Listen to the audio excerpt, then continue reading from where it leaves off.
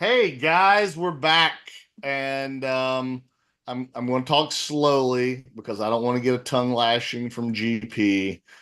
You started, and there's no watchers. We haven't sent a notification, so I have to say something, or we're just kind of sitting here really awkwardly without saying anything, and that's kind of rude. But we have our good friend, the Cookie Monster, who has taken a hiatus from social media for some time. And now all the tweets have been twatted, GP. So you should be happy. And I can continue discussing Cookie. It Hmm. feels like it's been too long, my brother. It's good to be back. Let me just say that first of all. And it's only been 3 months, but it's always been 3 months, right? I I'm know, only but on it the just only. seems so, without seeing you post, it just Right, seems so right. long. Yeah. And I'm always interested in AMD Cookie. And AMD looks really good to me. I'm just having one problem with the chart, and I'm hoping that you can help me here. Hmm. I can't remember. Do you use the EMA or the SMA or the DMA? I'm having a hard time figuring out which moving averages I'm supposed to have on my chart. I'm almost taking you seriously there. I missed the browbeating. I missed the browbeating. Yeah. Well, what have you got up there? You got 9, 21, and 50. Is that? Oh no, you got too Yeah, many. Oh no, 921 and 50. you got 9, 20, and Or 50 nine SM. twenty fifty, nine Okay. twenty fifty. Yeah, yeah. Okay. Good. Which is what I use. The SMA. Yes, the Right. SMA. I sometimes get wild and flip on the EMA, but on shorter time frames, uh Hmm. they're a little more skewed than they are on longer time frames. So it's okay. Hi guys, welcome back. Cookie. I feel like so much has happened, but yet not anything at all has happened if you ask GP, except Snow's up like $10 from his failed entry point. So I'm loving that life right now. Thanks, GP, for being the ultimate contra trade on Snow. Um, Those are some what fighting words, GP. You got to retort to that? What? he I wasn't even wasn't paying even attention. listening. Was he saying something that was actually You're important? the contra trade on Snow for my quarterly pick, I'm literally and the we're one up who called almost the 10 bottom on points. that. You took my trade. Don't literally just because I No, you swapped to backed off W. of it, and I said, okay, I'll take it. Just because I swapped to W doesn't mean the trade was bad. It was literally my trade and you took it. So thank That you. that's not how I remember it, Nick. Oh, man, Just the old age is getting to you because that was only 2 days ago. it's not exactly. No, it was like it was last week. Anyway, back to Cookie. Cook, what do you are you more in the bags camp or more in the GP camp of this is a boring poopy market being him, or hey, there's something out there for everybody like me. I think it has been a boring poopy market for months, right? So he's right there. The only thing I'd say is that we might be coming to an end of that period, and it could even be this week. Oh, Yeah, well, well, it's Thursday, Cookie, so you have 1 day left to get it right. Um, We'll Fine. hold the So break. so Yeah, it finally breaks out on Friday, right? So yeah, yeah. um that'd be great, but it's the continuation needs to happen, right? It needs Well, to hold on a second. No, but follow I'm through. saying that we've already broken out. Oh yeah, yeah, yeah. 100% we've broken out, but nothing's actually moving out of its ranges in the way things normally do after being this consolidated, right? No, So but this is the first breakout that we've had in 3 months, and I'll explain why when I show my chart. yeah. yeah. Like You have the floor. If you'd like to share, you are more than capable of doing that now, Cook. Cook, Well, 100% agree with you that the markets are going higher, right? And that's not the problem. I think part of my maybe it's just my appreciation for charts over the last 15 years is that when you have things like Meta, right, that have consolidated nearly 8 months now, mhm. when it broke the 542 all-time high, I would have expected a bigger, larger, more sustained move, right? And that's those stuff that I like to see in like broad market-based breakouts where there's continuation, there's bigger upside moves than 1 to 3%. Everyone's calling for like a $15 move in Meta. I'm like, dude, that's 2%. That is not a breakout to me. That's not at least not yet. So just waiting for me to see that type of move where things are actually pushing and pushing harder, not just incremental highs here and there. Yeah, got it. No, I mean, look, I understand, but I think there's a reason why the market did what it did over the last 3 months, and why I think we're at the end of that period now. Basically, what I'm saying is, you'll get your measured move. Yeah, You'll get your yeah, measured move. You'll get your maybe in measured move. 2025. Let's see. No, well, we're almost in 2025 already, right? But I think look, we know the markets are rigged, right? And I think there's no coincidence that everything's going to start moving now that the Fed has finally dropped rates by 50 points. I think everything is timed. I think the whole cycle was planned from COVID up until now. So from 2020 to 2024, it's a cycle, right? And I think we're now at the end of a period which will now see, hopefully, the follow through of these breakouts. I mean, I'll share a couple of charts to explain why I think that. I To like follow it from what we talked about 3 months ago, because I remember the last time I was on 3 months ago, it was buy all you can here if it holds, and I think it was at 476 on QQQ or something, if I remember right. And you said, what if it turns out what if it turns out like 2022? Do you remember that? And I well, it could. And then we had the major pullback in August and then in September, and it started looking really rough, didn't it? But I want to just follow on from that. Maybe we'll go through a couple of charts later during the discussion, and we can share that. Love it. Yeah, definitely want to hear your opinions on Bitcoin later too. Yeah, we could talk about the VIX and stuff like that too. Yes. The VIX, Bitcoin, QQQ, what's going on with the consolidations, how long might it last, what might come next, all the usual stuff, right? Yeah, I'm ready for it. Yeah, let's the VIX is interesting on how it's 21 while we're sitting at all-time highs. So for sure, yeah, that's a discussion. Before we go through the charts though, just the way that I've been teeing it up over the last 2 years has really been looking at just 2 or 3 main things, macro policy factors, for example, right? So as long as corporate profits were going up, there's no reason why we should enter bear markets, right? As long as inflation was under control, as long as people had jobs, we should be okay. So even like the last 2 or 3 months, when you look at what the projections for corporate profits, corporate earnings are going to be, they haven't been revised down. So from that point of view, there's no reason why the market should fall apart. So the way I looked at it was, what we saw over the last 3 months was a consolidation, because there's no reason for us to enter bear markets. Now, a lot of people have been saying, oh yeah, but we're going to have a recession. I've been talking about recession since, what, 2 years now? We still haven't had it, or we've had it in a way that it has been very different in like different recessions in the past. But so just the reason why I start with these factors to try and explain whether what's happening in the charts makes sense or not.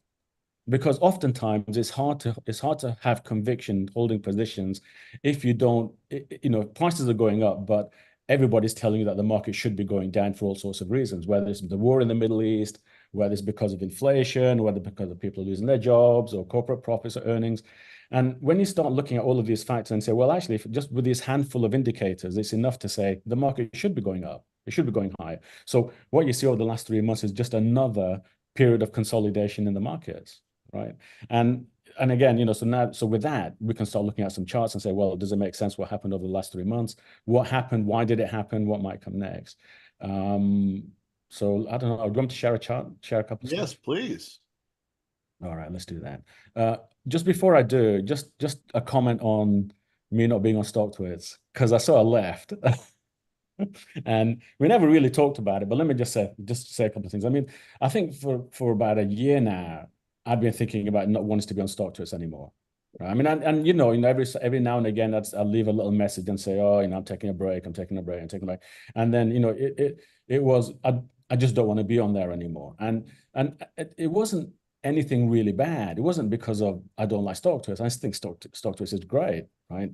It's just that I ended up probably the way that we trade, the way that we trading the trends, and is just so different to what most people post on stock tweets. And I don't mean nobody trades trends. I mean, it's very common. Everybody, a lot of people do trend trading, but many people just use the news and the noise and innuendo to support trades, right? And biases, the bias in the trade. And for me, that just started getting a little bit tedious. And It's it so just hard to knows. have it's so Yeah, hard to yeah. have conversations with people because especially when like your answer is like so simple, it's like just look at the chart. I don't care what kind of like headline news you're coming at me with, just look at the chart. Chart's telling you, Right. yeah. Absolutely, man. Have any of you been accused of being the male astrologers yet on stock puts? Because The that's what? that I've gotten that a bunch of times as well. It's male astrology. Charts are male astrology for us. I'm like, Yeah. all right, that's I've got the chicken bones comment a couple times. Yeah. Yeah. I no mean, the clue thing how is, to respond to that. even if it wasn't technical analysis, but fundamental analysis, right? It's not even that. I mean, Yeah. a lot of the times it's just about, oh, because of the war in the Middle East, or because Trump fell down, or because somebody said something, the market should go up or down, and there's just too much of that for my liking. And again, I think the guys are running a fantastic site, and all power to them, but I just didn't feel like it was for me anymore, and just decided to just cut myself out. And I do. There's times when I do read what's going on, what people are posting and stuff about, just to keep update of just the feel of the room, as it were, because of course there's a lot of people on there, so it's still interesting to know what people are thinking about, what they're posting about. Just I don't know, yeah, backseat. And it's been nice, not being on there for a few months, and people forget you very quickly, right? It's not as if you've got to be on there and you've got to remind people, you've got to be posting all the time. You've gone and life goes on, right? Yeah. And there's a lot of people who are posting excellent content on there. You guys are posting fantastic stuff all the time, right? And yeah, you get replaced, and it's fine. I'm happy with it. And so basically just spend more time than now just with my group, and not taking on new people. Haven't been taking on new people for a couple of years, except for one or two little intakes every 6 months or so, and I haven't done that for close to 6 or 8 months now as well.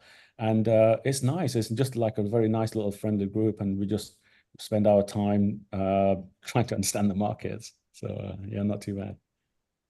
Great. Anyway, all right. So we talk about charts then. I'm glad we have a line to you, because Yeah. I appreciate your humor and your insight on some things that, like I say on this call all the time, we all think of things differently, and it's your valuable contribution to that for me.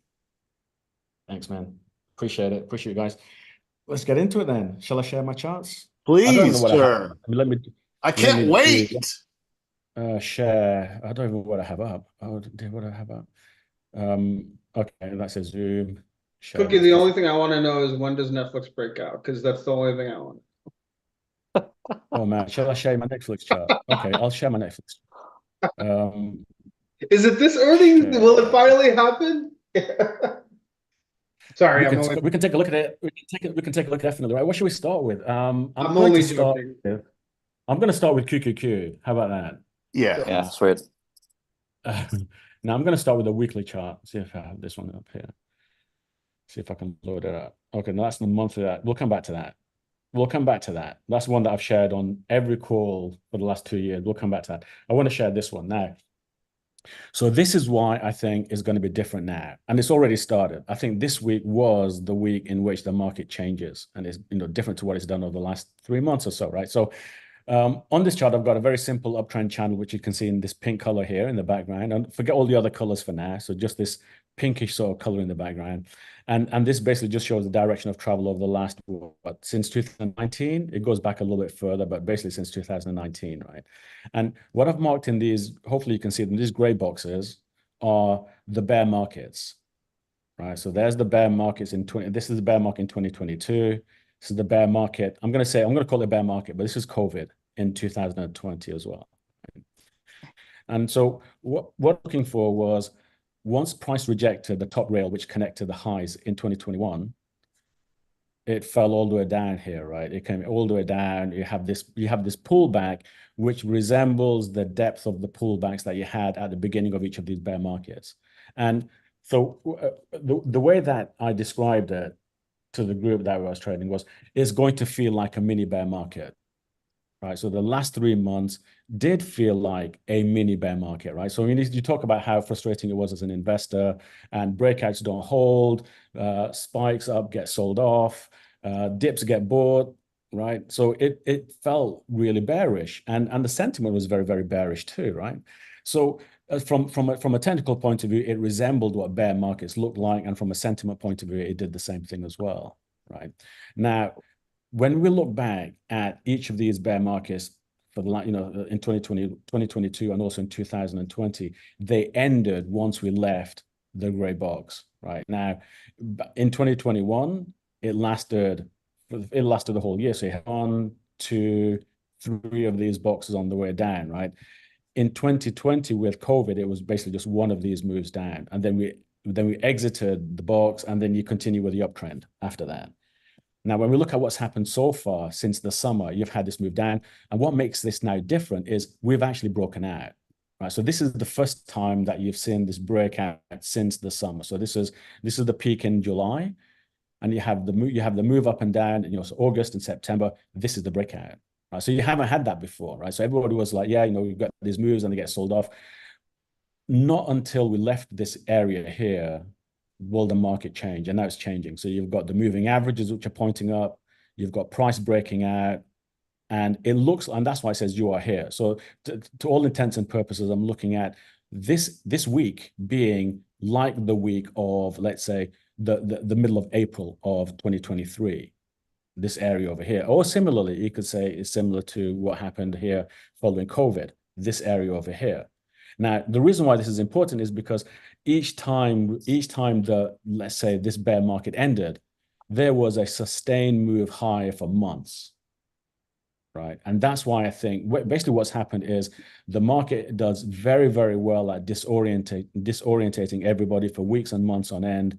And then once the market does start to resemble something that could be like a bull market again, everybody's just so disheartened, broken, wrecked, lost all their money over trading, badly trading, that they will discount any move because they've been burnt so many times in the past, right? So this is where I think maybe, it sounds a little bit like your sentiment, right, GP, where you're like, yeah, we've seen this before, but when's it going to move? It's going to we've seen this so many times. When's it going to happen, right?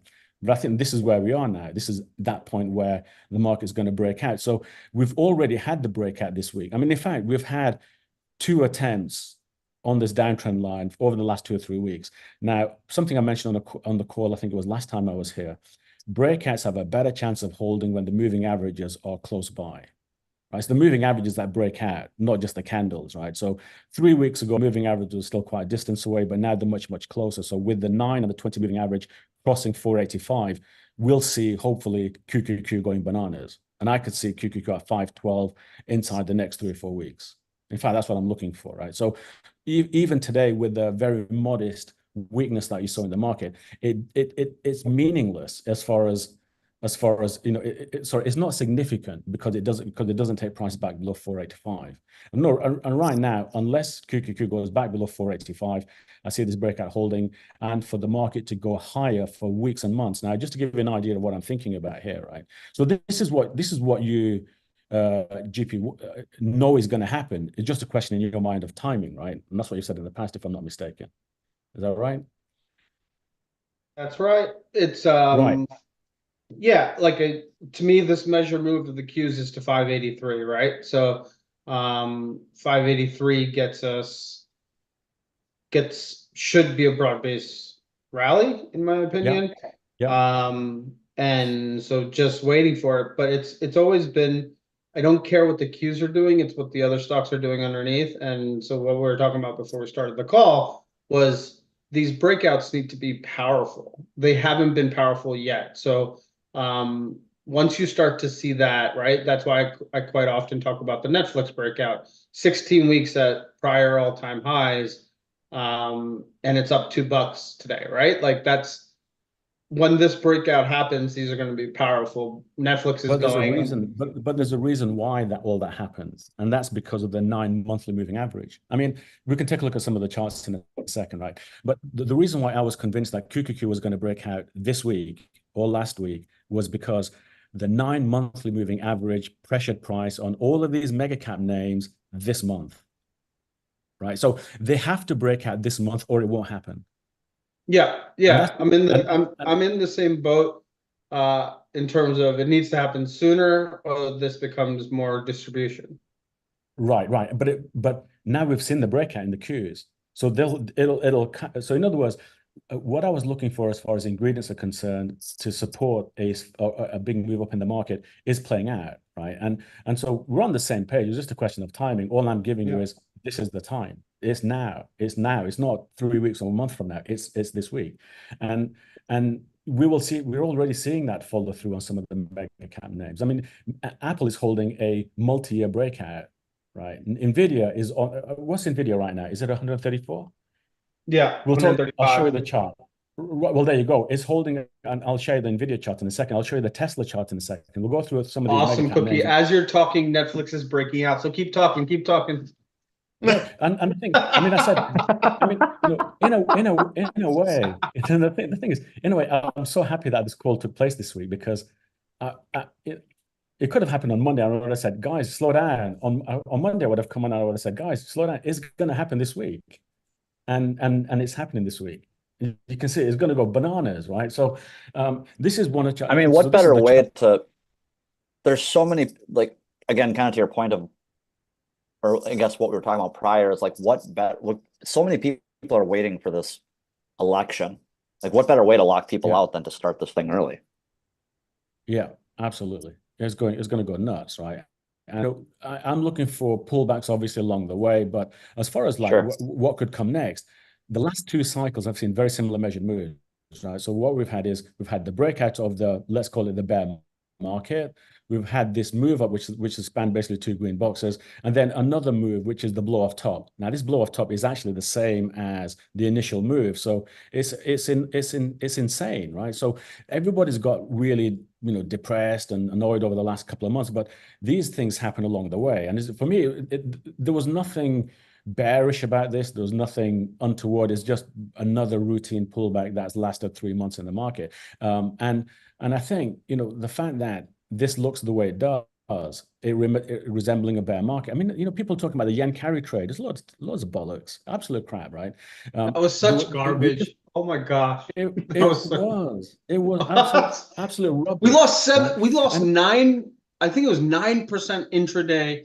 I mean, overnight on that. We almost got a COVID 10% breaker on a yen carry trade. Right. It was the most ridiculous. What, absolutely VIX hit 67? Yeah, something like that. Yeah, I mean, the futures didn't get that. The futures didn't get as high, but the VIX spot did get to 60 something, I think. And it was a gift, right? And I remember saying on the day, on the 5th of August, saying this is probably the bottom, and we should start buying. So I bought on the Wednesday. So the Monday the market bottomed, on the Wednesday on the retest. That's when I filled my boots, and it was a great buy. It's just it was another COVID moment, and lots of names did have. It felt like COVID. And when you look at, and what's interesting is when you look at the chart, it looks like COVID, right? I mean, this move down that you saw in August is similar to the move down in terms of magnitude that we had in COVID, right? It's just insane, absolutely insane, right? Yeah, and dude, people were like, I think the sentiment was also the conversation that was more important to me. Like, when you have, to me, bottoms are established in volume capitulation first.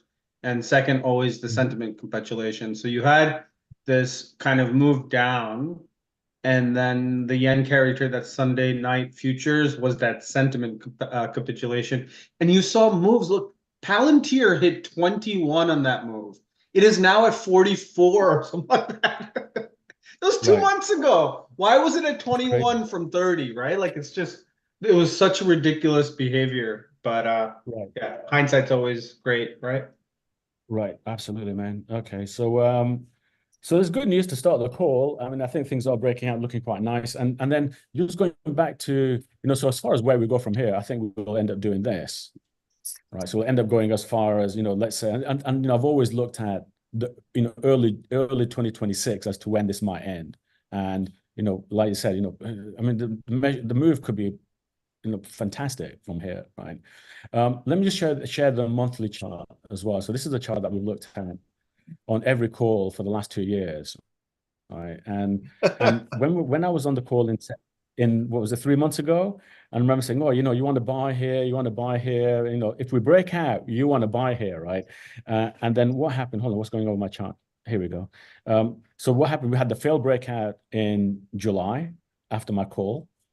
Market tanked, and what we were looking for was, we were looking for the 9 monthly moving average in SPY in August, and we're also looking at back tests. So once prices started cratering, it was look for any important back tests in charts, and that's probably where price is going to go, right? Anyway, we'll come back to. I want to share 97 in a second as well, but just for now. This is also showing the breakout, again, at 484, right? So different chart. This is a monthly chart. The other one was a weekly. And so from here, I'm looking at 696 by early 2026. So again, this is a 40% move over the next 2 years, 40% in the Qs. And, we talked about this last time, how it's not unreasonable that it could do that because it always does that. It's done it many, many times in the past. So when people are like, oh, we've moved 20%, so far is so much, is too much. And I say, well, that's what the Qs does. And that's what the market has done. So after these long periods of consolidations and shakeouts, then you get these fast moves up, which could last for months and end. So for now, this doesn't look too bad. Again, so long as we hold 484, which is similar to the level on the other chart, I'm looking for, tracing at something similar to this ellipse that we had in 2017. Right, so if we go very quickly up, then we'll go sideways for a while, and then go up and then sideways. We'll step up this, just like we've done in the past. And outside of the charts, everything supports these moves higher. People, still a lot of people are very dismissive of AI, and you can argue with them till you're blue in the face. But if they just go and do some research as to what's actually, the current capabilities, I think, are already, there's a lot of things which are being developed right now. But what's going to change everything is compute, right? And so the more compute we have, the faster the chips, the more things are going to be possible. And that's, it's going to be like, one of the guys on my site used a very good analogy the other day, and he said, it's like mobile going from 3G to 5G, right? So that's the equivalent in the chip world that you're seeing all over again. So that 3G to 5G is what enabled all of these mobile services, banking, games, video, streaming, everything on mobile. And it's that speed in compute which is going to make the difference all over again. And so you'll get similar moves to what happened when mobiles went from 3G to 5G.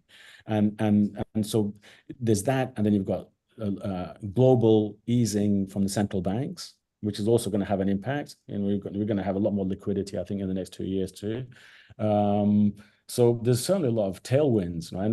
And just corporate profits or corporate earnings are being projected to go higher by, the S&P 25 per year for the next 2 years. So there's definitely, enough news outside of the charts to support moves like this. So I'm pretty excited, as you can tell, right? I think things are looking good after this period here. So what I'm saying to the guys on my side is, don't get shaken out by the algos, which is another story we could talk about for a few minutes later as well. But the algos really are our worst enemy, because there's no greater FUD like price action. And I've said that before. And you like today, you get scared out of positions and stuff, and then the market goes up high without you. It's been like that for months and months, and it's not going to get any easier. I think we just need to see what the big picture is and be able to ride, hopefully, some of these moves higher. Shall we go through?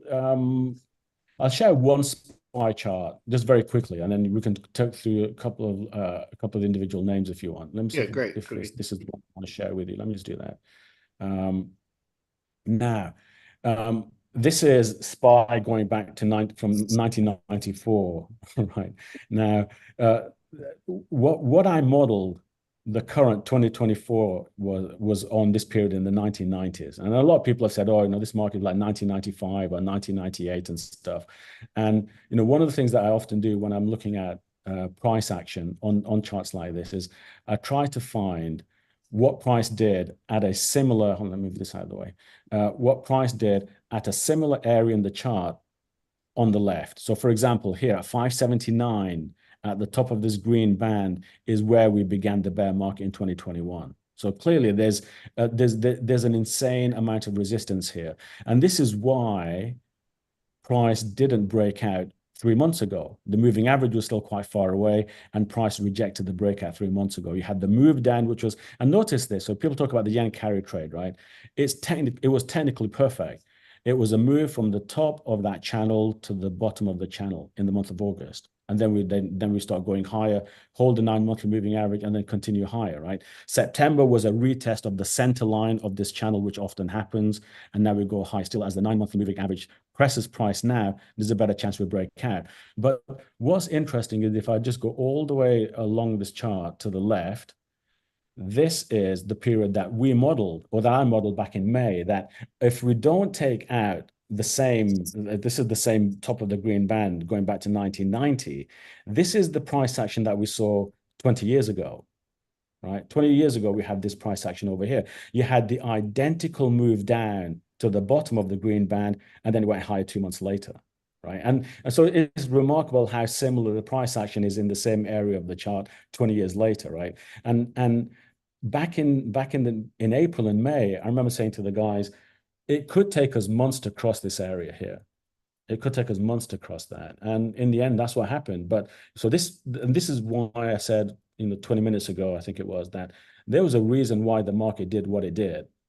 Right. There was a reason why the market did what it did. And, it wasn't random. It wasn't, it wasn't something because of the yen carry trade or anything. It was going to consolidate here because price tends to consolidate at the same areas on the chart over and over again. Right? And that's why you see support and resistance playing out so well, right? So that's why we have this resistance here for 3-4 months. And I think we still have all of this move to look forward to the top of this orange area here, which would be the first retest of the year 2000. Right, so we haven't tested this top band yet. We haven't tested it again, and that's where I think we're going to end up. We're going to end up eventually, right? So if I give you an idea of what that move is, then this is what I'm looking at now. This uptrend line has the same gradient as 1990s, right? So you'll see that what we had was in the year 2020, we went above it. So we went way too fast in 2020, and then we corrected back to this line, and now we're just traveling up it, right? So to give you an idea of where we could end up and when, this is what I'm looking for. Right? So this will be, again, you're looking at a 50% move. So again, this is around, this is, again, that same ballpark, the end of 2025, early 2026, 816, if we're traveling along at the same gradient that we've done since 2020, right? So we've had these corrective periods along the way. We break out above 579, and I think we'll get to 800 by the end of 2025. Drag the bears out kicking and screaming all the way up, Cookie. Right. I mean, it's coming, right? And I think there's lots of reasons why the market will do this. And, I think you all agree. I think, and this is why, I did want to listen to one of your pods before I came on the call. I think everybody agrees that the market is going to do this. It was just a question of when it was going to begin and when it was going to happen. And for God's sake, don't shake us out and don't shake us out anymore. We've had enough for the last 3-4 months, right? But this is what we've got. Let me just share one other chart in here if I can. Just the SPY. Hold on, SPY. If I can get it up this way. SPY monthly. I want to share the chart that I left on StockTwits before I deleted my account, which was, I think, this one. Let me see. This is the one. Let me see if I've got this. If it loads up, it's a bit slow. Right, here we go. So this was pinned on my board back in April and May. Oh, shit, it's gone. Hold this way. This is pinned on my board back in April and May before I left. Now, the only thing that I didn't mark on, the only thing that I didn't share with StockTwits was the green band here. So the only thing so I kept that. I kept that to myself, right? So the only thing I didn't share was that, but I shared this parabola, this internet, mobile, cloud, AI, and off to infinity, basically, right? along this parabola. But this is that resistance that I just mentioned on the other chart. It's the same resistance that you had in 1995, 1997, the year 1998. Over here, it was just such an important resistance that it made sense that you were going to get some sort of a correction over here. Unless we broke out at 565 in April, we were going to get a correction. And I remember saying to the guys, it's going to be 10%. It's going to be more than that. It's going to be pretty violent. And on the last pod, I remember saying, if we break out, you want to be all in. But if we don't break out, then that correction is definitely going to be possible. And we've had it. And so we've had that in the last 3 months. And now we are in this area here. So we're at the top of this green band, about to break out, and we're going to make this journey over the next 18 months or so, maybe 2 years, right? And it might not play out exactly like the year 1997 to the year 2000. I think it will be slightly different. I don't think you'll have this year and a half of consolidation here. I think we'll go much faster. We'll end up going to, I mean, it's just too crazy. I mean, I know it just sounds like, man, 50%, 80%. But yeah, it's coming. It sounds It's coming. beautiful. Yeah. Yeah, that to me, this is the worst bubble in history. As people keep calling it, it's we haven't even experienced the bubble like atmosphere yet, right? Like, You're not done. and I'm still waiting for It starts that. above 580. It starts above SPY 580. We haven't Yeah. even started yet. Yeah. And that's when your caution should, once we start getting to that bubble cat type moves, that's when caution should start. But we're not even close to there. You don't consolidate like this in a bubble, right? Like you don't spend pretty much the entire year, even though being up 20%, but most of that stuff was early on, right? Right. You're just consolidating here. So the move out of here is going to be just glorious, and just waiting for it. Cookie, well, I'm always wanting to be cautious of your time. We got about 15 or 20 minutes left. I definitely want you to touch on the VIX if you have a minute, because I think that being elevated has seemed a bit weird to folks, myself included. Okay. And then Tesla, and I'm going to throw this Netflix in for GP. Okay, good. Right. So let's start with the VIX. Now, I think the VIX is, hold on a sec, let me see if I can get this. Okay, now this is my VIX chart. Or this is part of my VIX chart. Right now, it was just perfect. Let me take you through this, right? So I've got here, obviously I've got the COVID here on the left, there's a big spike up here, and then I've got these downtrend channels in beige and red. Okay. And one of the things I was looking at was the VIX was starting to build steam around the summertime. And what I mean by that was, notice how the 50 weekly moving average starts bottoming here, right? And what you'll find, or what you'll find is when you look at the chart, when the 50 weekly moving average starts bottoming, you see the prospect of a bear market, right? The 50 weekly moving average bottomed in 2021, and it led to a year of bear market, which is shown here in the yellow square, right? So, and then when the 50 weekly moving average rolls over, you tend to have prolonged periods of bullish markets. Right, so the 50 weekly moving average is a fantastic guide to bull and bear markets in the VIX, or bull and bear markets based on the VIX. Now, so what happened during the summer was, as the VIX 50 weekly moving average started bottoming, I added this yellow box. And what I did was I added this yellow box to give me an idea of what the VIX might do should it repeat what it's done in the past, right? What it did in this area that's marked B. And now this is interesting because even though the VIX did this, and notice the move up and down, this erratic move from the bottom to the top of this yellow box is identical to what happened in B, and it's identical to what happened in this period A. But we didn't experience a bear market in which prices fell. What we saw was feels like a bear market, but prices went sideways. And that's important because we have the same type of VIX structure here, but it happens at a higher level. So what differentiates a bull market from a bear market, so a bull market from a bear market in the VIX, is not only how it moves, but at the level that it moves at, right? So even though here you get the similar type of price action, it tops out at 22. If, however, we look at this area B, it begins at this area of 22. So all of this area C is contained below the bull market range in the VIX. Sorry, the bull market range in the VIX, which gives the bear market in stocks and equity in the markets, if that makes sense. Is that making sense? Hopefully it is, right? So the point here is this box C, which has the VIX moving up and down in this yellow area here, is actually very similar to what happened in 2019, and that's why I mark this area A on the box here, where you've got the 50 weekly moving average, which is flat to rising. This is pre-COVID, right? And you have very similar type of VIX price action. So above a weekly 50 moving average price action, you see the VIX often doing these very erratic moves up and down. And in the market, in the market of 2019 had prolonged period of sideways range-bound prices. Let me just see if I can show you that, just so you see it, right? I actually marked it on, I think it was this chart over here, not that one, just wait, let me show you in the Qs. So in 2019, we have the same VIX as you have now, right? Let's just take a look. So what did price look like in 2019 on the Qs? Let me just show you that. Sorry, it's I've got so many tabs open on my laptop that is just doesn't want to move very quickly. Just one second. You're doing So I can great. do It's this. great. Okay, here we go.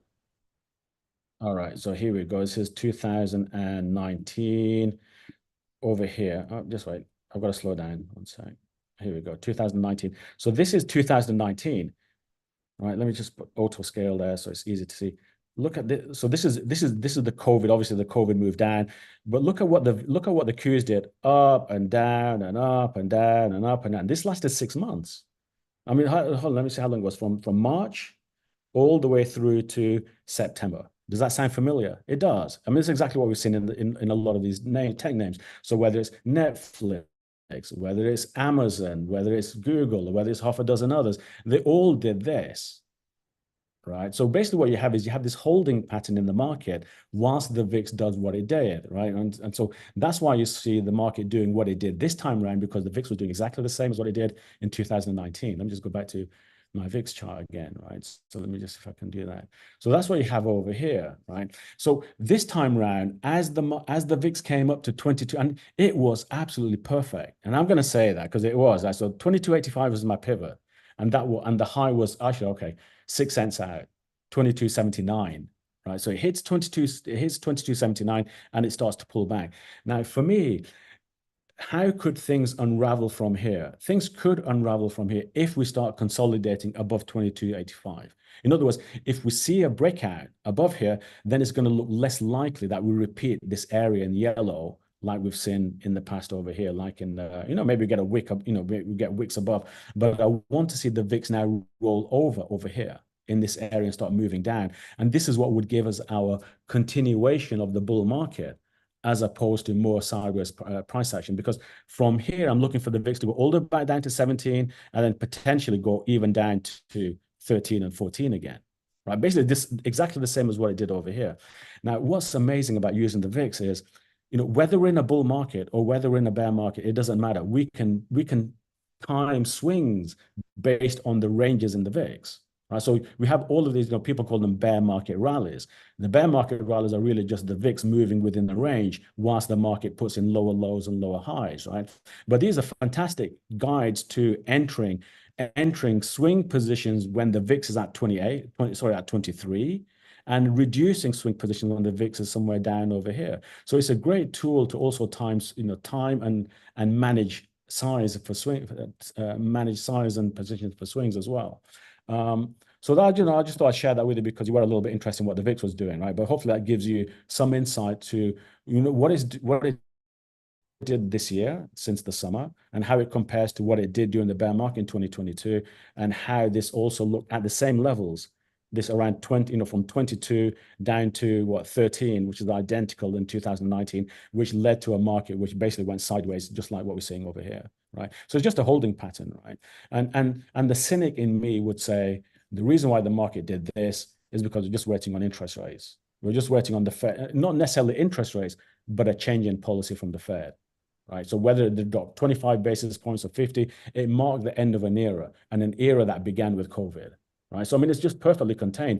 So it begins with COVID, with all of the loose money is sloshing around, all that massive easing and stuff. Then you get the inflation cycle, which followed 2 years later. And now we're at the end of that. So 2020 to 2024 is all contained within this chart on the VIX. And now, hopefully, we see that continuation for the next 2 years that I showed you on the Qs and the SPYs, and that 50% move higher that I think we're going to get over the next 2 years. All right. I forgot, Cookie. I also want you to hit Bitcoin if you have 2 minutes to do that. Okay, we can do that. We can take a look at Bitcoin. I've got a really weird chart for Bitcoin. I'll share that with you as well. Should we just take a quick look at NVIDIA? Because it's recently breaking. Yeah. Let's take a look at now. So let me just zoom out first of all, just to show you so this is the chart of NVIDIA going back to the year 2000, right? And No, so you get this 15-year consolidation up till the year 2006. From the year 2000 to the year 2016, it did nothing. And it just hovered around 50 cents. I mean, it's insane, right? 50 cents. So it just moved around there. And then it begins this new phase, right? So you've got the new phase basically is this blue uptrend channel. Now, within that, there's all sorts of support and resistances along the way. So what I modeled was how it may move in the next couple of years based on what it's done in the past. And so if you look at, so 134 is an extremely important pivot for NVIDIA here. If it takes out 134, you look at it, and it's basically just been sitting around there for the last couple of days, right? I mean, I think yesterday it topped out at 134, and now it's struggling around this level as well. So now this is a monthly chart, of course, right? So I mean, whether it's above 134 now, it needs to close above it by the end of the month. But what you see here is a consolidation basically across this gray channel, which is just the central part of this ellipse that you see in the background, right? So this yellow ellipse is the move that I'm modeling, right? So the whole move starts here in 2018 and it ends well, this part of the phase anyway ends here, which is again at the end of 2025. So notice all of these dates are coincidental. They're all around the end of 2025 and early 2026. So between now and then, I'm looking for NVIDIA to, as the 9 monthly moving average. Again, I mentioned that earlier. It's all about the 9 monthly moving average, right? So whether it was on SPY or whether it's on NVIDIA or whether it's on Netflix or whether it's on a bunch of others, it was all about the 9 monthly moving average. So you see, price races higher in 2023 and 2024. It leaves the 9 monthly moving average behind. And this initial attempt to break out doesn't succeed because the 9MA isn't that. I mean, breakouts tend to have a greater chance of success when the moving averages are closer. The trend breaks out. I say the trend breaks out as opposed to just the candles, right? So you get rejection at the top of the ellipse. Price comes back down. It finds support at the 9 monthly moving average, which continues to hold, and now it's pressuring this new breakout. So above 134, I think we'll get to 171 quite quickly. Right? I think I'm looking at 160, 170 as a short-term move for NVIDIA, and then from there.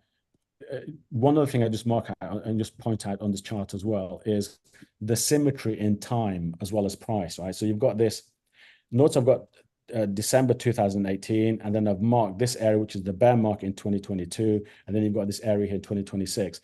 Notice that you get half the move from here to here, and then you get the corresponding half of the move to 237 to here. It's all it's symmetry in terms of time and it's symmetry in terms of price. It's very, very symmetrical. It's crazy, right? So you got the end of the ellipse, you get the consolidation in the middle, and then you get the move toward the end of the ellipse over here, right? It's pretty cool. I mean, hopefully it plays out. So far, it's been really good, right? We've been trading this, and we've been buying the dips, and we noticed that the market could consolidate over the last 2 or 3 months. So try and buy the dips, sell the rips, and now we finally see that breakout.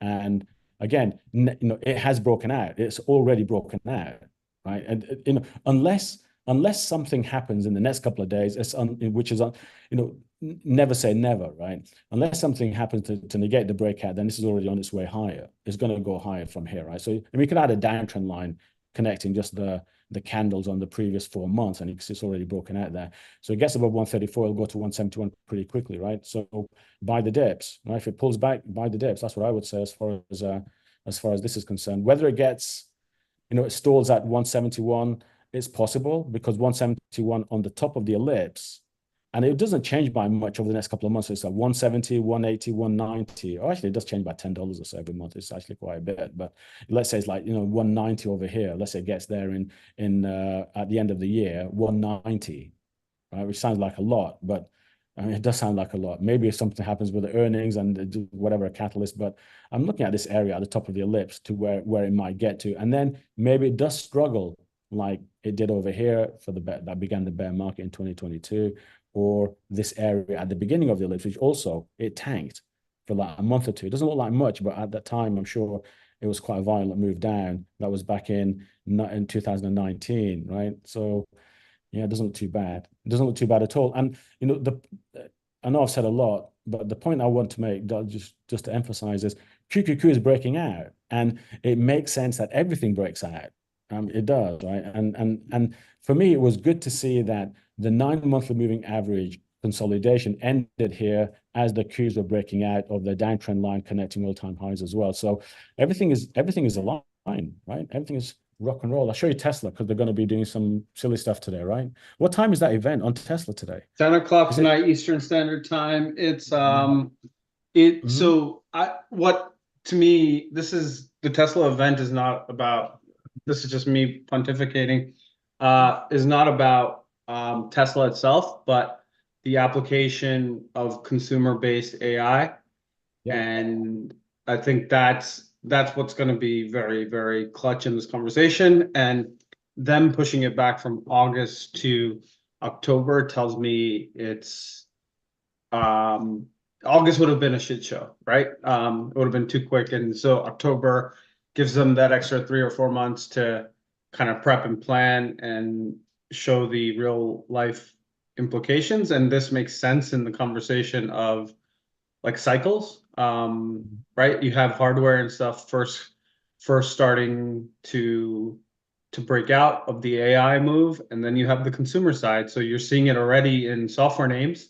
Look at MDB today. Look at Snow. Look at like, right, you're seeing real life applications in this. This is like the culmination point tonight of how AI gets involved in everyday use, right, and the consumer's benefit. So I think it's going to be fascinating to see, no matter your opinion on Elon or whatever. But yeah, Tesla will do whatever it's going to do in the short term. But I like where this next cycle is going to begin, which is the consumer side of the AI implementation, right? Right. Yeah, I 100% agree with you. I mean, I had a similar discussion just the other day about how in the beginning it was all about creating the technology, and now it's creating the services, especially geared at consumers. And companies like Tesla, Apple, Netflix have got just so much to gain. And I mean, even thinking along the lines of, I want to reduce investments in the chip makers and now start putting much more money to work in those which have got access to 1 billion consumers, right? So all the platform owners like the Metas, the Apples, the Amazons, all these guys, and they're the ones where that's where the money's going to be made over the next 5 years, I think. That's yeah. I Did think you I just talked say about reducing chip makers? Is that, did I hear you correctly? It is. I'm already doing that. I mean, look, sorry, let's continue this discussion, and then I'll share you the Tesla chart and why I think, whether Tesla delivers or not is questionable, because it's always been questionable, right? But if they do, I think they stand to gain much more in terms of for investors than what NVIDIA could do over the next 2 years. So Right. Tesla is always about timing, though, Cook, right? Like they deliver, they just don't deliver on time. So Yeah, that's why I say short term, whatever is going to happen is going to happen. It's all about positioning and flow. But like I think they deliver over the next 5 years, right? And so I talked about this in June, saying similar to you, is like the outperformance of like the pair trade has been, in my opinion, Tesla and NVIDIA, right? And that pair trade started showing signs of reversing. And so will NVIDIA continue to gain market share and do well? Yes. But what's going to outperform? That's in my book is your conversation here, which is Tesla, right? Right. Consumer based. And yeah, exactly. It doesn't have to be Tesla. It could be any of those companies. Like it could be maybe Netflix, for example, right? It should be Netflix, right? Because I think it should be. Oh shit! I forgot. Yeah. Okay. Well, dude, their number one cost is production, right? And AI can reduce their production costs by a large margin, and them not getting the value of that production is interesting. But it will come. It like the breakout in Netflix is going to happen. The question is which earnings is it going to be, right? Because it doesn't normally break out during non-earnings. But for me, it was never really about cost reduction, AI driving cost reductions. It's about delivering unique content, right? Unique content based on what you want and all that stuff. Which Netflix, any company that delivers media content or gaming or anything is stands to gain so much if they're able to apply, come out with the right services. And part of the discussion that I had with the guys as well was the reason why they haven't done this yet is because the compute wasn't there yet. Right. So I mean, now that's coming online. And I think that's why, for example, Tesla, despite Elon, or in spite of Elon, however the way you want to look at it, has a moat because he owns so many of these Blackwell and these other chips, right? I think the people who own the hardware will be the ones who stand the chance to deliver the software, right? So when people say, oh, but China might overtake Tesla, or they might launch a cheaper, like they do with the cars, right? So they'll launch a cheaper car. The Chinese will launch a cheaper car and they'll bury Tesla, right? For example, it's not the same with AI. You can't create the services if you don't have the chips, right? And I think that's one of the things that Meta has done extremely well as well. Remember 2 or 3 earnings ago when they bought a F ton of chips and they got hammered in earnings. But because they did that early on, they have that moat now because it's not going to be easy to acquire the technology, right? So, and it's the same with Tesla. That news event, I think I actually talked about on StockTwits as well. It was October like 11th, 2022. Literally I think the bottom in NVIDIA before the meteoric rise, right? So very good point on, I forgot about that conversation, but yeah, I think they bought like $10 billion in NVIDIA chips at the time, and they showed the world what was going to be happening, and no one listened. Right. Well, not no one, but very few people listened. So that's why people like Zuckerberg and Elon, despite what we think of them, they will do well because they own the technology that everybody else wants to buy, and they won't be able to buy them in time because they can't produce enough of them. So they'll have that advantage. So it's not like producing a cheap car. You can't do it, right?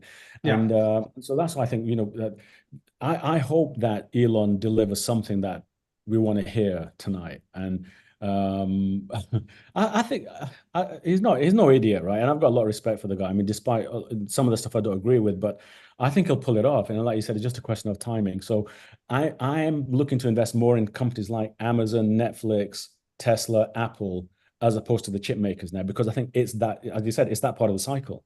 I think we're coming up to that part of the cycle. The chip makers in general are, maybe AMD gets a little bit more love because it hasn't participated, but for the most part, they're in their consolidated cycle, right? I think they've had meteoric rises, and now the valuations need to kind of catch up, right? So while that happens, the consumers, this is all cycles ultimately. So right. Tesla. Let's take a quick look at the Tesla chart. Yeah, Cookie, I want to be cognizant of your time. If you're good to go, we're still good to go. I just want to make sure. I'm okay. I don't go to bed till 5 a.m. Don't worry about it. I'm okay. So this is my Tesla chart. And it's a very simple chart, right? So you've got the move up from 2011. You've got the long consolidations along the way, and now this breakout that everybody is seeing, right? Now, I think we are. This area in the chart here, it doesn't, everybody's saying it looks like this area over here, 2019, but I think we're actually back at 2013. I think what took Tesla from 2013, that valuation, so when it was at $2 all the way up to like, I don't know, 200 or something, was the mass production of electric vehicles, right? So that was it. That's what they did. But now we're waiting on the new thing. So this is the beginning of this next part of Tesla, right? So it's not about the cars anymore. It's about, are they going to be able to deliver, just like what GP said, are they going to be able to deliver consumer-facing AI solutions, whether it's through cars or whether it's through some other way, but it's consumer-facing AI solutions. And that's what's going to give them the next 10x step up, right? So we've had that, recent move up. So now, I'm looking at, and this is part of a chart that I shared on StockTwits 2 years ago or 18 months ago. The reason why we had this extremely long consolidation was because it did 400x in 4 years, right? And not many names do that. Not many names do 400x in 4 years unless it's a shit coin. And so it's normal that you get this long period of consolidation. And now, it's just beautifully technical. Absolutely is. It's easy to say that now, but when you're going through this period, it's very, very hard and it's a complete headache. But this is the moment that it has to do something. Right? Now, if it doesn't break out here and ends up falling off out of the channel, obviously something's not good. But everything's coming together here at this, at the end of this wedge. You've got Blackwell, you've got NVIDIA chips, you've got all that compute, you've got autonomy and all these things. So, whether it's through robots, right, whether it's through humanoid robots or whether it's through some other way, this is the opportunity for Tesla. Whether it takes it and whether it does it, again, GP was saying it's just a question of timing because he has always delivered. It's just a question of when he gets it out the door, right? But I think this is the promise for Tesla. And the point I want to make here is that whilst NVIDIA could double in price from 130 to 140 to 280, maybe gets to 400, right? NVIDIA went from 50 cents to that 400. So even though at this stage of the cycle it's just a double in price or a triple in price, it's already done 400x from 5 years ago or whatever 6 years ago. It has had that monster growth that Tesla did, which was also at $1, 10 years ago. So it went from $1 to 250 in the last 20 years or so, right? And so, NVIDIA will have that plateau moment where the margins get compressed, and whilst they continue to sell the chips and they'll do very, very well, you'll see the margin pressure just like Tesla did over the last 2 years. You'll get that. All businesses have that, right? And this is where hopefully the margins start expanding again on companies like Tesla. And so whilst NVIDIA might just do a 2x or a 3x, I'm looking at this to do another 10x from here in the next 3 years. Right, so from 200 to 2000, it could do that in the next 5 years, as long as it delivers on this idea, on this promise of AI solutions, right? So let's see. I couldn't agree more. This is a pivot, a very important point for Tesla. Right, and just how freaky price action is, right, and how rigged everything is. So just ahead of the event, we come back to test the breakout. And we're just sitting here. We're sitting at the monthly moving averages. We're just sitting over here. My guess is that Tesla will get to 295 and it will struggle there. Right. So 295, just so that in terms of like short-term trading, right? 295 sits on this red line here, which has seen in important resistance in the past, all the way back to 2011. So that's where this red line comes in over here. You can see we had the dips over here. You have the breakout over here. After 3 months of consolidation around COVID, it finally breaks out over here. And so I think, this is actually where we struggled over the summer. It's the same resistance here. So 295 is the main gateway to 400, 500, and 1,000. So for now, I'd be happy just to see Tesla get to 294. And then maybe it consolidates for a month or so around this area here, and then eventually makes a move to 405, let's say 500 by the middle of early next year or middle of next year, something like that. And, if it delivers on these AI solutions, then there's no reason why the stock price shouldn't double. And it will still only be marginally up from the all-time highs anyway, right? After 5 years. It's not like it's crazy pie in the sky stuff. So if it's a leader in AI, then the price needs to reflect that, right? Cookie, if you weren't involved with Tesla, would you be waiting for that 295 break, or would you be loading all you can right here as long as it holds that trend? I buy supports because, in the end, you end up buying at 295, then it just sits there for 2 months. I don't want to do that. I want to buy as close to the moving average. I want to buy as close to this convergence over here, and then be selling some at 295. And then what I would do is I would be holding a more modest position until the moving averages catch up, and indeed until it breaks out. So I'd be scaling out at 295, not buying there. So I'll be buying down here, buying the dips over here.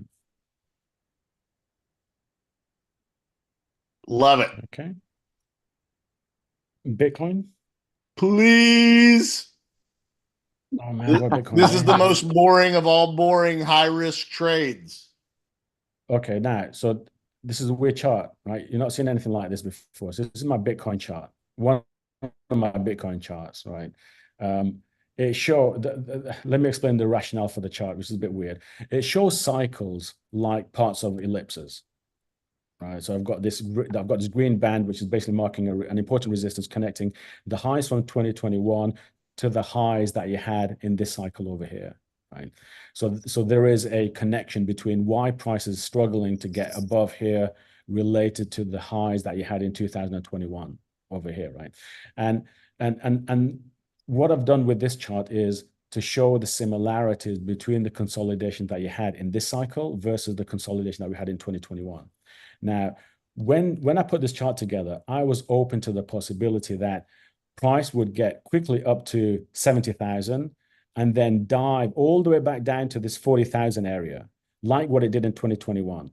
And for me, even if it did that, it would still be in line with a bullish, possible bullish outcome because it's already done that before. One of the things I always look for in charts is there precedence of in an event, a type of event in price. And if there is, then it could always happen again, right? Because you often see things repeating over and over again. So I was open to that. And back in 2021, you see this consolidation at the beginning, near the highs at the beginning, and then price craters to the 50-weekly moving average, right? This time round, price just went sideways for much, much longer, but then eventually went down to the 50-weekly moving average. Right? Once it came down to this 50-weekly moving average, you see that 2021, it just stayed there for several weeks. Many weeks over here. It was very annoying, I'm sure. I can't remember right now, but I'm sure it was a pretty pain. It was an equal pain in the ass as it was over here. The only difference between the 2024 cycle and the 2021 cycle is the consolidation took place in the upper half of these two bands, right? In this blue area, price consolidated throughout in this area over here. In 2021, it was far more violent. You had far more interesting swings, right? You had this big, price cratering all the way down, and then you're going all the way back up again, right? So you had this insane V, but notice price only breaks out of this blue area towards the end of this blue strip, not in the middle, but toward the end as the moving averages get closer over here. So there was certainly a possibility that Bitcoin might consolidate for a similar period of time this time round as well, right? And you can see how it's been, this is not random, is it? I mean, it's just so organized. Every dip, every rejection has sat on either side of this band over here. Now, what ends the consolidation is always the moving averages, right? The moving averages always end consolidations because otherwise you lose the moving averages. So what happens here is, price tries to consolidate between the 9 and the 20 weekly moving average. It doesn't hold, so it comes down to the 50. So in the end, the consolidation becomes between the rising 50 weekly moving average and the 9 and the 20, which are coming down. This period ends in the next 3 or 4 weeks, right? And if you look over here in 2021, you can say the same thing. As the moving averages come down to test around the 50 weekly moving average, you see the end of the consolidation, right? So prices went nowhere for 2 months, but when the 9 squeezes with the 50, it ends the consolidation. Prices could either break down or it could actually start breaking high, but it ends the consolidation either way. It doesn't go sideways anymore. So that same junction will be coming up in the next couple of weeks, right? So either we make another trip down to the 50 weekly moving average, hopefully we don't, right? So what I would like to see here is that we hold the 60,000 area in Bitcoin. And this 60,000 sits on the edge of this green band that goes all the way down to the beginning of the bull market. Right, so where we were at, when I was on a call with you, I remember saying, no, I'm buying at 26,000. It was over here somewhere, right?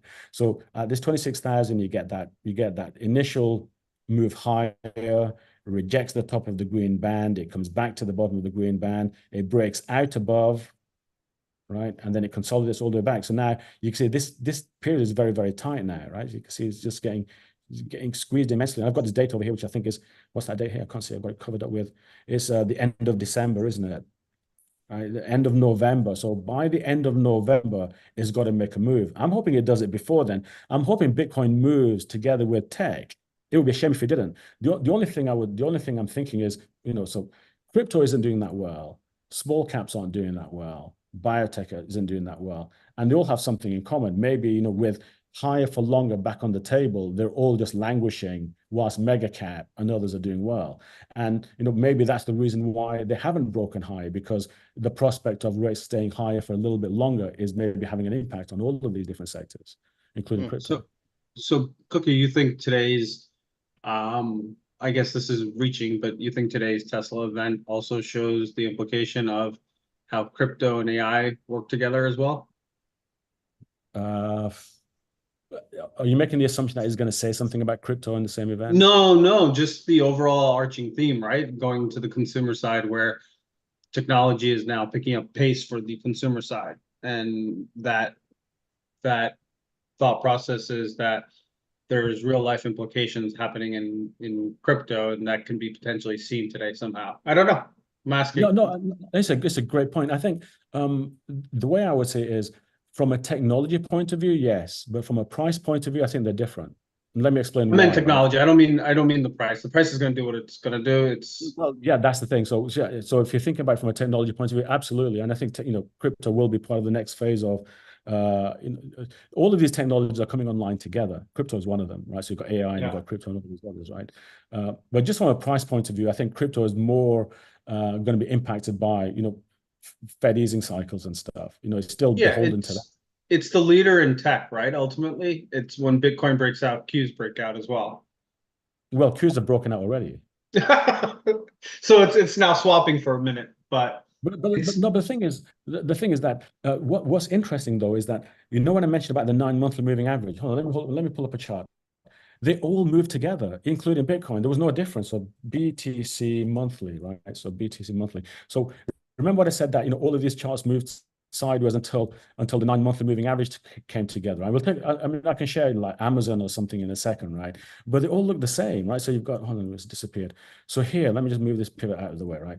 You've got this 6 month consolidation here. Let me get rid of some of these numbers, right? Because they're not helpful. Let me get rid of that. Let me get rid of some of this rubbish here, right?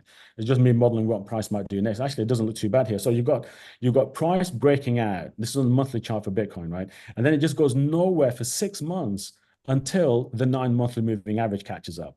And this is now that crossroads where I said, right, where the 9 monthly moving average presses price against the same downtrend line is got to make a move. So, and the thing is, everybody talked about how Bitcoin is moving in a different cycle to tech. But if you look at things like Amazon and Google and others, they all, even Microsoft went nowhere until the 9 monthly moving average arrived. It's the same thing. So, so whether it was Bitcoin or whether it was some of the mega cap tech names, they all consolidated for an inordinate period of time until the 9 monthly moving average caught up. So the question then is, now that Qs have broken out, does it mean everything's going to break out? And I think it does. I think it would be very unlikely that Bitcoin doesn't break out if the Qs does, right? I think it's just Bitcoin is just more violent. Right, you get a lot that more. was my question, Cookie. Is if tech goes, doesn't the risk on trade of crypto and Bitcoin have to move too? I think so. I think it will. I mean, it will be very unusual to see Bitcoin break down and the Qs go higher, right? Especially where we are right now. I mean, Bitcoin does need to make a move this month, and I think it's just sitting here. Right? I mean, can you see it's sitting on a back test?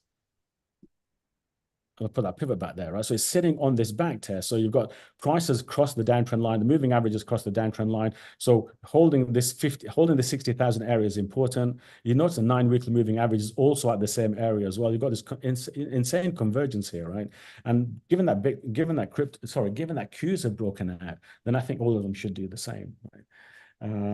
Yeah, so let's see. I mean, I'm holding Bitcoin. I don't mind selling it. If it doesn't do well, I'll just get rid of it. I'm not one of these, it's got to, right, it's gone. Underperformance is not if it allowed. doesn't do well, I just bin it and I'll just buy it again if it does well again, right? So I've got no qualms in selling out if it doesn't do well. But right now I've no reason to believe that Bitcoin is going to continue to languish if tech goes higher. I think it's just a question of timing, and give or take a couple of weeks, I think Bitcoin's going to move higher. I'm looking for it to move before the end of this month.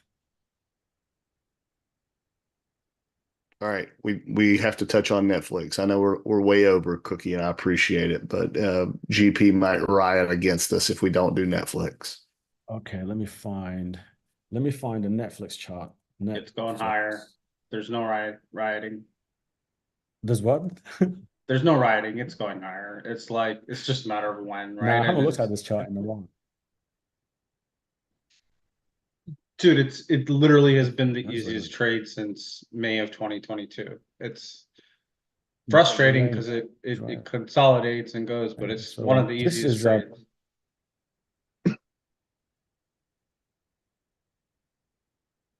Right, just get this up now. So this is the reason why I would say it hasn't really gone anywhere, right? This is the reason why. Now, so this is an uptrend channel that's been in place since forever, right? Now, I haven't actually updated the chart. So you've got this pivot for October like this. And I've had this projection of 1,500 on the chart for about 2 years now.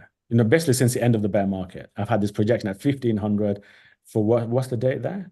That's 2020, again, look, end of 2025, early 2026. It's that same date again, right? But anyway, I'm looking at that period over here. And the reason why, this is, it keeps stalling at this rising trend line, and it's hard to see. Let me put in a color that's a little bit. Can you see that? No, it's going to be hard to see. Just wait. Can you see that? I don't know if you can. There's a very faint center line here, right? But you see, it just pulls up. It goes to the top, and then it just comes back to the same support at the bottom over and over again. But it's grinding higher. So I mean, as far as Netflix is concerned, I mentioned this thing on the last call that we had as well. I'm not worried about it. And I know you're not either. You're just a bit frustrated that it hasn't gone up as quickly as maybe you would have liked to. I think the reason why it didn't is because the 9MA is flat, right? You tend to see these breakouts being much more powerful when the moving averages are close to the resistances, right?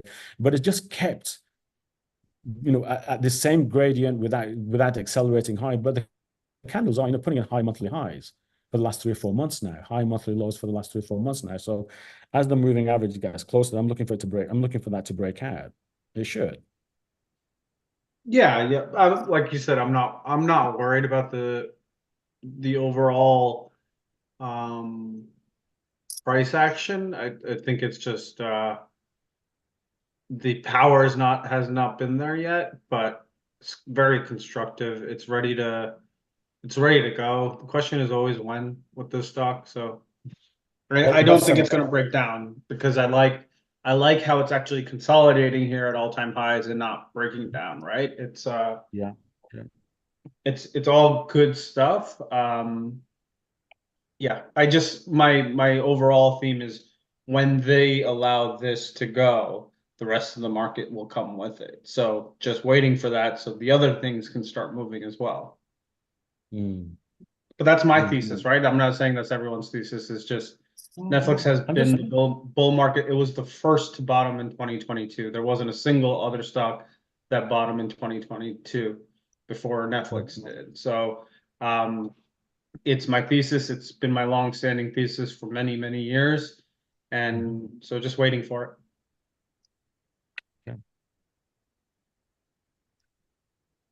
Okay. Yeah, that's been an awesome almost 90 minutes. Thank you so much. Any last words for us? Yeah, have hope. There you go, GP. Have hope. Have hope. I mean, I think it's well grounded. I don't think there's any reason to be bearish here with the Qs breaking out and SPY breaking out and everything breaking out. I think what I would say? I would say is take this opportunity to buy those names that you like before they start pushing higher, right? So if you've been waiting on some of these names to push, then I think now would be a good time to look around, look for ones which are nearing breakouts but haven't done so yet, and buy those. That is exactly where I was going to go next, Cookie. Right now seems like a great point of time to not be apathetic in your portfolio or just be sitting on your hands. If there are things that you've been I'm speaking for myself. I shouldn't speak for anyone else. If there are things that I'm waiting to get out of or get into, now's the time to do that. I've had months and months to adjust things, and it's go time.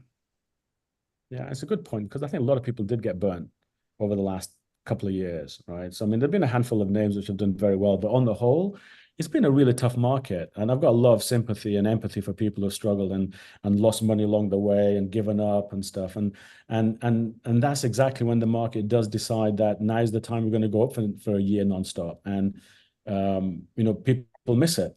And sometimes there's just like 2 or 3 periods in the year when the market is really good and easy. And if you don't ride those, then you end up just getting burnt during the other 6 or 7 months of the year when the market doesn't do anything. And then you just give up, right? So I think, your point about not being apathetic and looking around and getting back on the horse, I think is very apt. And I would second that. All right, guys. Well, Cookie, thanks for dropping in. Midday, late night, early morning for you. We always appreciate it. Real quick, GP, we did our quarterly challenge. GP took Wayfair, Nick took VRT, and I'm in Snow because that's the trade GP gave up on. And I said, well, I'll take it since you don't like it anymore. So that's where we're sitting for the monthly or our quarterly challenge, just for your own insight there. But hey guys, thanks for jumping on, Cookie. Thanks for having me back. It's great to be with you guys again. I seriously love it every time you're on. Like I Thanks, I man. re-listen to these pods, all like these recordings. Thank you. Really appreciate it. And I love being with you guys as well. It's nice to be on.